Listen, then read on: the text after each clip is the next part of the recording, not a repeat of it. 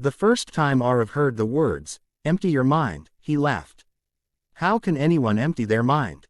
He muttered while staring at his phone, which buzzed non-stop with messages, news alerts, and reminders of everything he hadn't done. His mind felt like a crowded marketplace, voices shouting, worries bargaining, regrets pulling him backward, and fears pushing him forward.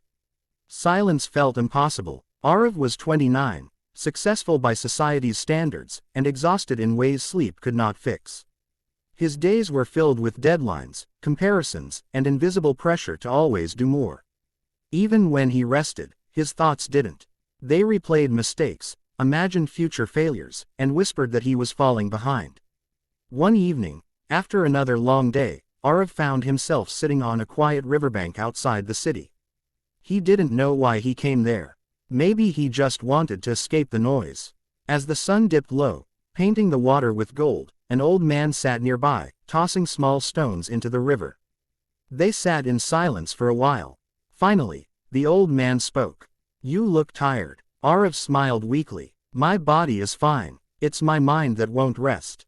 The old man nodded as if he had heard this 1,000 times. "Your mind is full," Arav sighed. "Full of problems." "No," the man said gently. "Full of everything." The old man picked up a clay cup from beside him and dipped it into the river, filling it with muddy water. "This is your mind," he said. Then he kept pouring more water into the cup until it overflowed.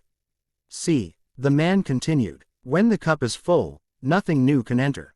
Not clarity, not peace." Arav frowned. "So what should I do?"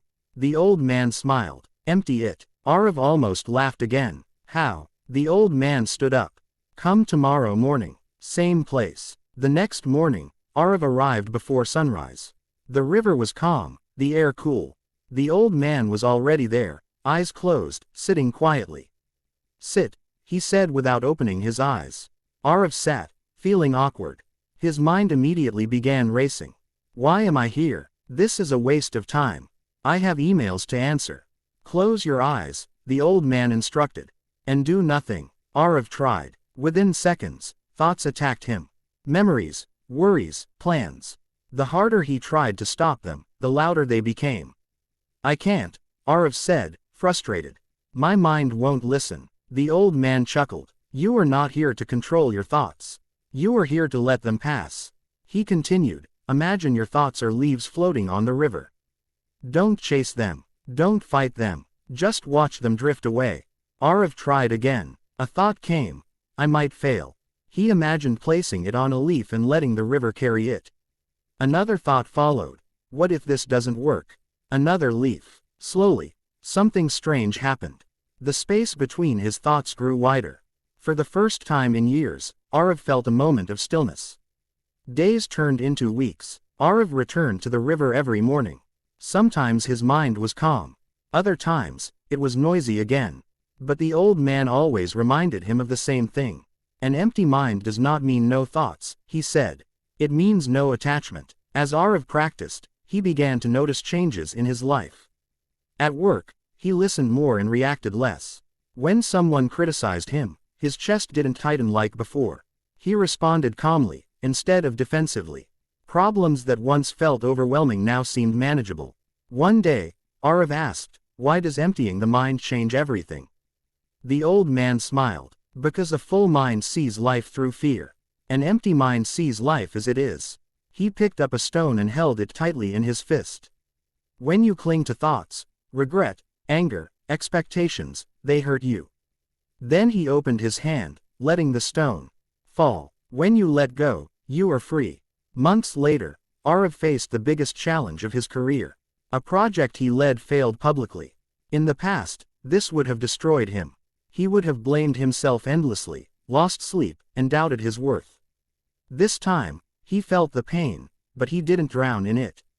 That evening, he returned to the river alone. He sat quietly and allowed the disappointment to exist without resisting it. He didn't label himself a failure. He didn't imagine a ruined future.